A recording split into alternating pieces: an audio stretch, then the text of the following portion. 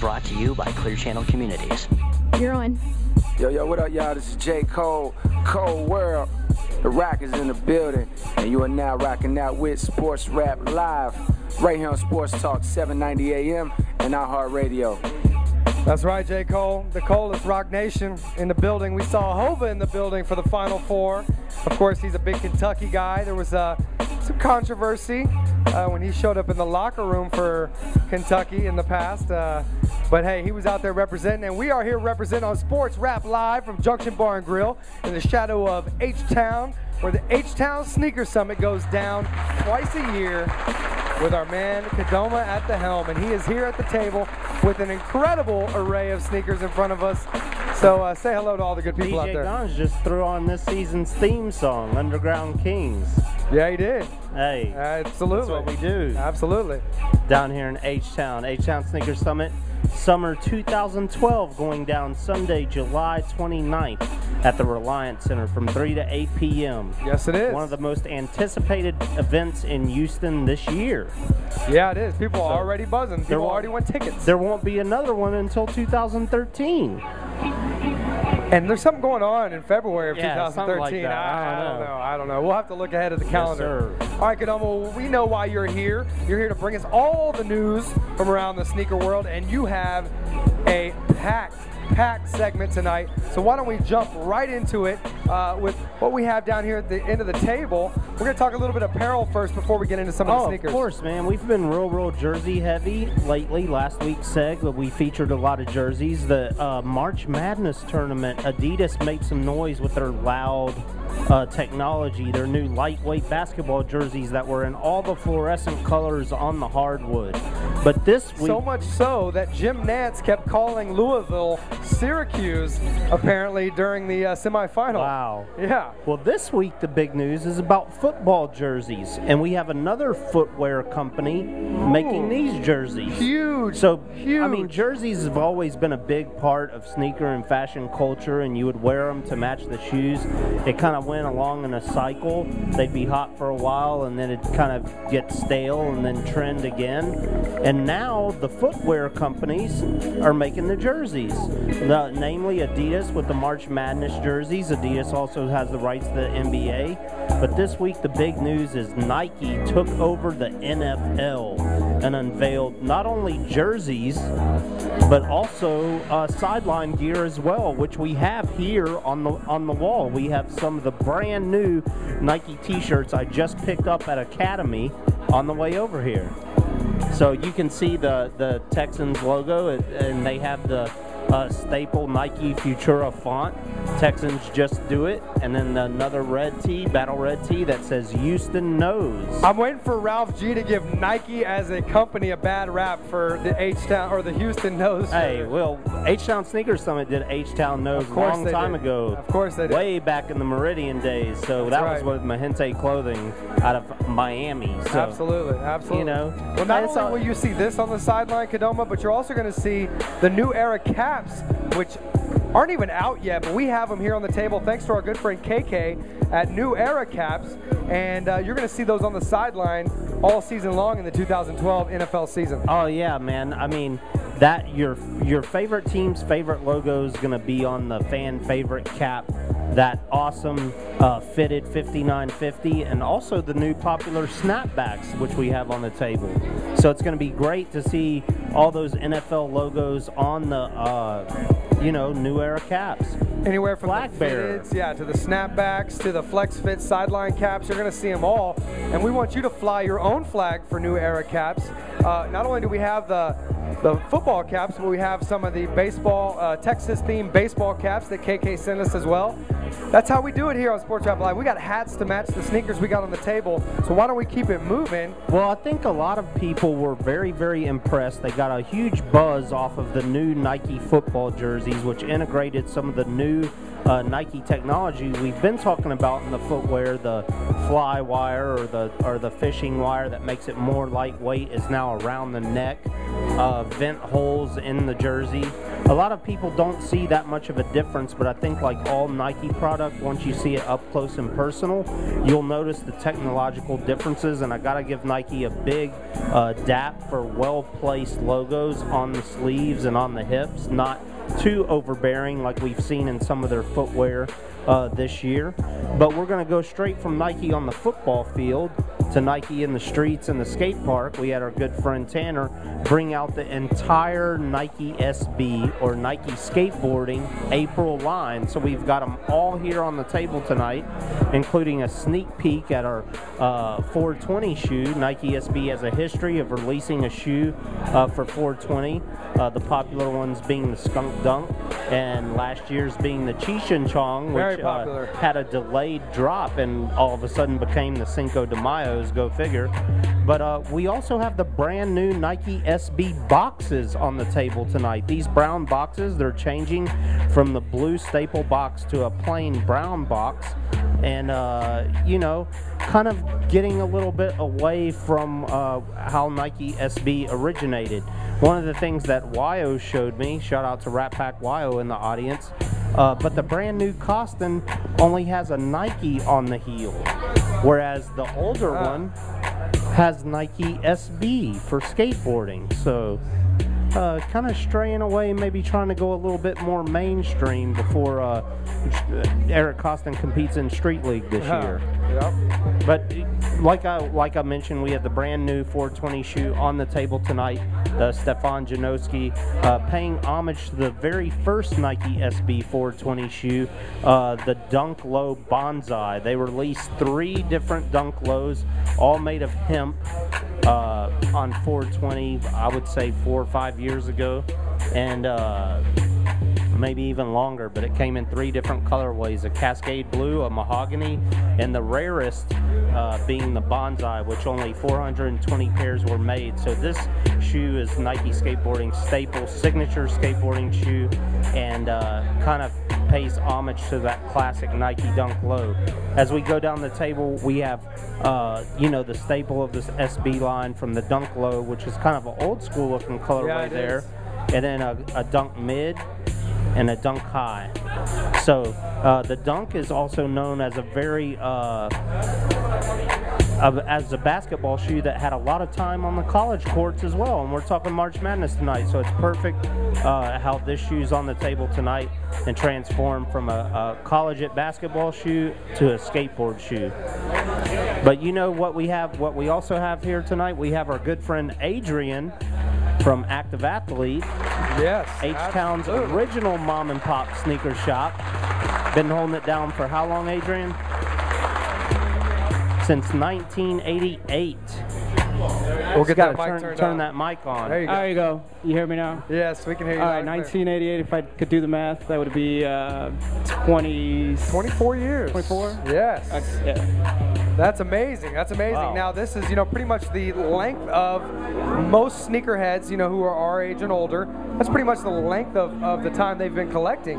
You know, maybe 30 years now, getting close to 30 years with all the Air Jordans, but 24 years is a long time in the game in Houston. And we just talked about these brand new Nike Dunks. To bring things full circle, the Nike Dunk is also on NikeID.com, where you can color up your own version of the shoe, and now you can include your NFL team logo on it. So for all of those looking for those Houston Texans Dunk Highs to wear this year, you know, you may want to log on to NikeID.com. I'm wondering if our executive producer Bun B inspired that with his Houston Texans Air Force One he ID, which we've seen here on the table. We've seen at the Texans games. We've seen all over town, on stage at House of Blues. Yeah, we've seen those sneakers everywhere. So it could be an influence. But with Nike now doing all of the apparel and all of the gear that the athletes wear, it only makes sense that you can go on there and ID your own. Well, if you're looking for apparel and gear, you can also go by Active Athlete on Cullen and Telephone Road. They have all the apparel and gear you need. And this week they'll also be selling sneakers, including our Sneak of the Week. They have the brand new we're going to give it an honorable mention for this week's drop. The Kobe 7 Poison Dart Frog, which will be... This is our honorable mention, huh? Yes. That one's crazy. Yes. Wow. Which will be releasing tomorrow, correct? That's right. Both will be releasing tomorrow morning, 10 Wow. o'clock What sharp. size is this? That is a 10.5. Yeah, it's a Adam, Good Friday release. It's a Good Friday release. I think Good night, sir. Bun's gonna go pull up his chair with the Shooligans over there on Cullen. Absolutely, absolutely. We'll talk after we get off air, but I might need to. We also we've given these a nickname after being in New Orleans for the Final Four, Adrian. And seeing them for the first time, we dubbed them the Bourbon Streets because it kind of looks like how it looks when you walk down Bourbon Street. That's what's going down the gutter on Bourbon Street. Yeah. And you know how the color of the drinks that you get on Bourbon exactly. Street, so that's a perfect colorway for This that. this is the also dubbed the Easter shoe because it's a mint candy colorway, and Nike did all three of their signature basketball athletes, Kobe Bryant, Kevin Durant, and LeBron James, all will have a mint candy colorway dropping tomorrow. But you can catch the Kobe's at Active Athlete, and they'll probably fly pretty quick, right? Oh, they will. They're pretty limited, and all three of our stores do have them. But like I said, they're limited edition, so few quantities to go around. Let me ask you this, Adrian. Now, you've had KDs for us in the past here on the table. Is there a reason why you guys aren't going to have the KD Easters this year? No, I looked into it. I asked the owner, I was like, what happened to our allocation, and he couldn't recall, and so at this point, it's too late. This is what we received from Nike. There's nothing else we can do to get the other two shoes. Totally understood. I thought it was funny that you guys would get one exclusive KD, and then the other one, no allocation. Yeah, I don't understand it either, but that's what you hopefully call from now on, sneaker politics. That's very true. And that's a whole show in itself. Very true. Wednesday very nights, true. Obsessive Sneaker Disorder. Yes, OSD. Yes, definitely. Well, let's keep this one moving, Kadoma. We got a couple more items here on the list before we get to the bottom of the hour. We're going to get into the Sneak of the Week real quick, and then we got a little tease coming up with something we have in a couple of weeks. Awesome. All right, well, Gons, let's cue up the drum roll for week number 138. 138. The Sports Wrap Live H-Town Sneakers Summit Sneak of the Week is the Nike Air Diamond Turf 2. Woo! San Francisco 49ers colorway. Shout out to Matt Jackson. Absolutely. We need to send him a picture of these. So if you're on Twitter, you can see them right now. I've already posted it at Sports Wrap Live. You can go to the Twitter feed and check out the pictures of these. This is an OG colorway, as we call it in the sneaker world, and what that means is it's an original colorway that released several years ago, being re-released, paying homage to Deion Sanders and his tenure with the San Francisco 49ers. One of the special things about this shoe is it does feature his original logo on the heel, which I think the previous version did not. Is that correct, Adrian? I don't know. I'm kind of nitpicking right now, but what I'm saying is Nike Football did a very good job to stay true to the original with this release, and what a coincidence for it to be dropping the very same week that the NFL takes uniform rights or Nike takes uniform rights for the NFL. It's very interesting that Nike decided to drop the news of the NFL jerseys on April Fool's Day. April Fool's, Reebok. Wow. April Fool's.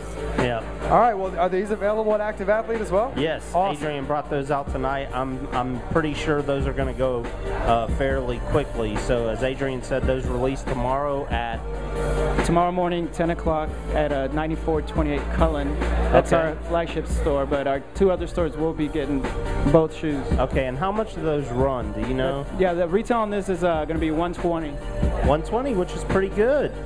Pretty good price for a lot of shoe. How about the Kobe's? The Kobe's a little bit more. They're 140 because it is a Supreme quick strike. Yeah, yes, there's a lot of technology in that Kobe.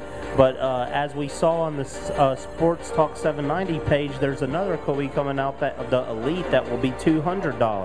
Yes, Very soon. Very soon, very soon. Well, Adrian, active athlete, always keeps it trill for H-Town. Been putting it down for 24 years. We appreciate you coming by. But right now, we have a very, very special guest. I need to get Andrew back here at the table. We'll see you in the near future. Do not take these yet. We'll talk about those in just a little bit. We're going to bring somebody we wanted to get on earlier, but better late than never, right now on Sports Wrap Live.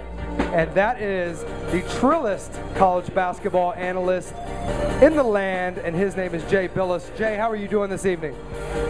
How you guys doing? Man, we're great. I'm sure you hear the beats bumping right now. I know my man DJ Gons has something for you right now. We're going to put on a little Jeezy for you as we bring you on the line. Of course, we play music throughout the entire show, and we ran into you and stamped off of our bucket list, mission accomplished, because down here in H-Town, you get a lot of love for being so trill. Man, it was good seeing you guys at Bourbon Street. We had a good time in New Orleans. Oh, we absolutely did. Absolutely did. Well, hey, let me ask you, have you come down off of the New Orleans buzz yet, Jay? Yeah, I've already been, I got home and then I had to fly up to New York last night, so I've been back and forth. I'm back and kind of chilling out a little bit now, trying to get some time at home. I'm sure you are. Well, hey, we appreciate you joining us for a few minutes here. Let me get right off of the top here. Where does this Final Four rank in recent memory with John Calipari finally getting #1? And what do you take away from his post-game melancholy? I don't, the last part first, I don't know so much about that. I mean, it was a long year, and it was a great year for Kentucky, but, I think there was a little bit of a sigh of relief by John after winning that. I don't necessarily think it was melancholy. I think he's enjoying it, and I think he's happy about it, and it puts him in a different stratosphere as a coach. But as far as the Final Four, it was a really good one. It wasn't one of the best in the last 10 years or anything. I mean, the one thing that, I was left with this Final Four is that it was the first time since 1982 that not one team in the Final Four hit 70 points, and that was a little bit surprising. I thought Kentucky would have been able to top that mark. So to have not one team crack 70, the whole Final Four was a little bit unusual. Jay, looking a little bit to next year, this is Andrew over here. I also saw you down there. What do you make of UConn and their recent allegations? And basically, the 2013 season is going to be pretty much washed away from them, and it's going to be tragic because it's going to be one of the true last years of the Big East with all the teams intact. But what do you make of that? And what do you make of Calhoun? And how does he approach next season with all these different sort of limitations that the program is going to have? Yeah, it's kind of a little bit of a death penalty put on by the NCAA and by the Big East. They not only can't play in the NCAA tournament, they can't play in the Big East tournament. And that's a pretty harsh penalty for, falling short of this APR, especially when, the new standard came in before, they're being held accountable for a couple of years before the new standard was set. So, reasonable minds can differ on that. Listen, academics are important. That's a big part of being a college athlete. But I'm not sure this is the right way to handle it because it punishes people that weren't there when the infractions occurred. That is true, yeah, for their class coming in that it was recruited by Calhoun. Now, Jay, we have the Trill OG here at the table. He actually, he took off. But he flipped a Yui. He was doing elbow turns. You know how we do down here? Oh, yeah. Just to get back here at the table to talk to you live here on Sports Wrap Live. Trill recognizes Trill. So I'll tell you what. Absolutely. I'm recognizing it right now. Likewise, my man, likewise. I wanted to expand a little bit on what we were just talking about. With a lot of these kids that are leaving out, with this one and done, and more kids opting to leave college as opposed to staying in, we always want to know about the guys that, the analysts and the commentators project going out. I was always curious about who were the guys that probably should stay another year or two. So I was wondering, Jay, out of all the guys you saw playing through this tournament, and with some of the guys opting to go into the draft this year, are there any players that you think could probably stand to use maybe another year or two at tutelage? I hear a lot of people talking about Anthony Davis's defensive game, but that his offensive game is a little bit lacking, and he may not be really prepared to enter the NBA right now. Do you think somebody like an Anthony Davis could stand to use one more year of tutelage under Cal, or does he have everything he needs to get into the draft right now? You know, that's a great question. I mean, first of all, he has everything he needs to be taken number one in the draft, but that's different from your question about whether he's ready, you know, physically, emotionally, whether his game's ready to be an impact player in the league. And the game's changed so much over the last probably 10, 15 years where younger players are going into the draft. The NBA's taking them. They're taking years to develop while they're in the league rather than using those years in college to develop. And my only advice to any player would be, if you're fully committed to being a pro, then you should go. Like, if you feel you're physically and emotionally committed to being a professional right now, whether your game is ready, you can work on that and get it ready. But if you're ready to be a pro, I'm fine with it. I do think it's better for all these young people to stay in college longer, generally. But on individual cases, that may not be true. And so as long as a young man has all the information he needs and is making an informed decision, then I have zero problem with whether they go or whether they stay. Yeah, sounds good to me. And another thing I was curious about with Trill recognizing Trill, and throughout this whole March Madness tournament, what was the trillest thing that you saw in the tournament, and who, in your eyes, is the trillest player in the NCAA basketball, men's and women's, right now? Well, the best game I saw was Indiana and Kentucky. That was a game where both teams really, I mean, they most of the games guys played hard, but those teams played at a really high level. They got up and down the floor. It was the kind of game. I'm not big on 51-50 games. I'd rather see teams get out and run and score. And 102 to 90 was the kind of game I wanted to see out of those two teams. As far as player, I didn't see a better player all year than Anthony Davis.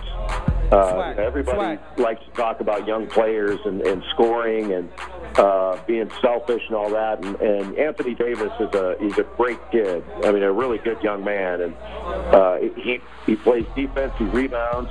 You never have to run a play for him. He's fifth on their team in shots, but he impacts the game more than any other. And on the women's side, I couldn't have been more impressed with Brittany Griner. You know, people talk about her size, and she is big, but she's also really skilled and has a great feel for the game.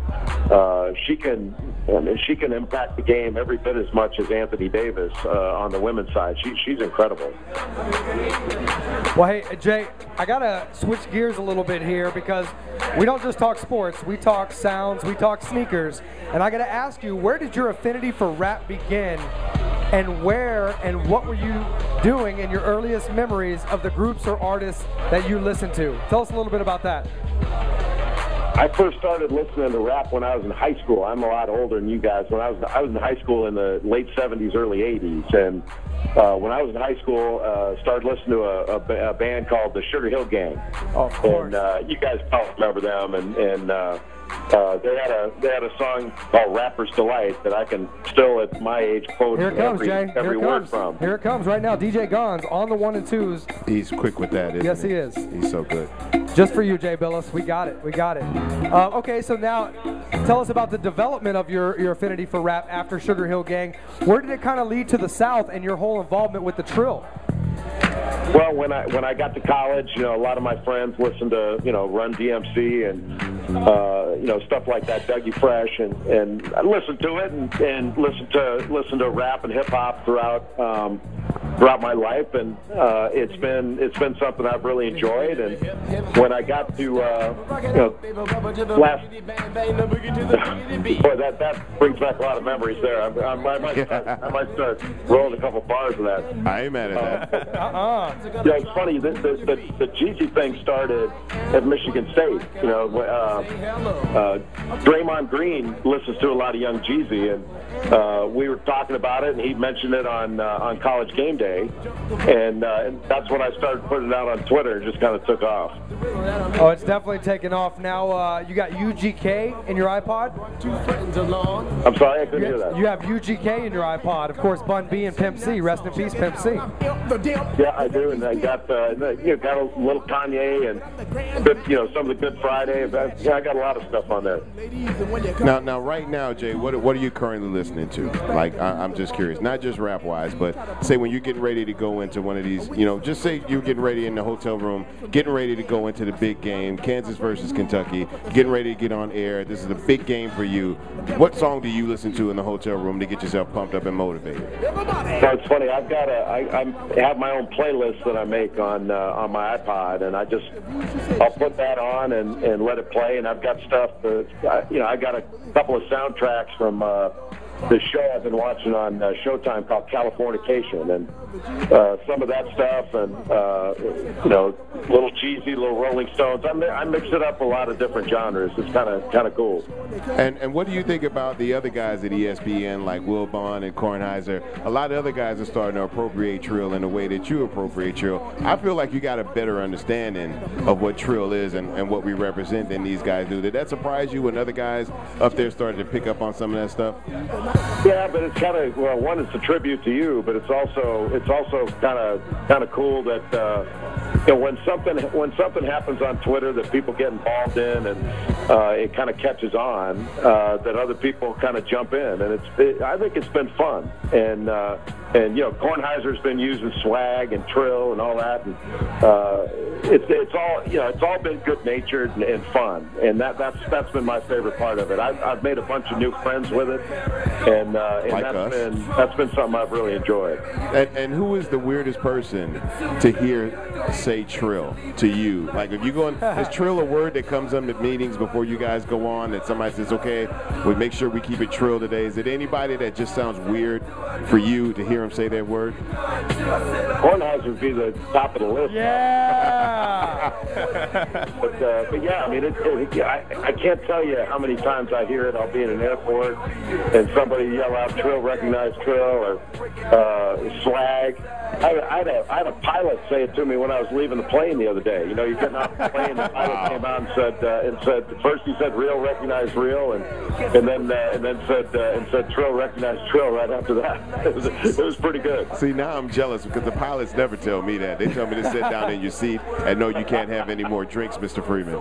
And get off of Angry Birds on the runway, please. Exactly. Hey, Jay, we really, really appreciate you checking in. Absolutely. Real quick, why don't you tell all of our listeners, who do you have as your favorite? I know it's way early, but who do you have as your favorite going into 2012, 2013? Well, I've got Indiana and Louisville right at the top of the list, but as soon as Coach Cal gets his recruiting class done, I think Kentucky will probably jump up there right with him.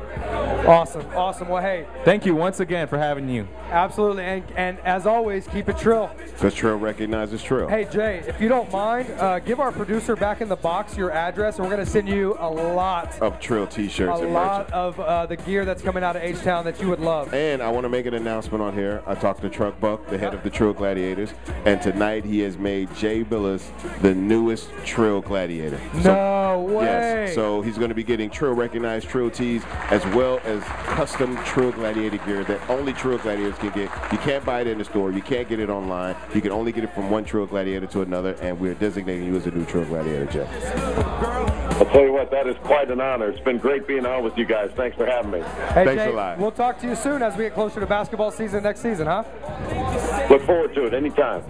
All right, brother. Peace. All right, we got to get our last break in here. When we come back, we're going to touch on a little bit of NBA. We're going to give you some bad raps, not only from the weekend, but the world of sports. Mr. Bad Rap is here as well. He is here. He is here. Yeah, he's in the back. I see you. Lurking. All right, we got to go to break. When we come back, all that and much more right here on Sports Rap Live. All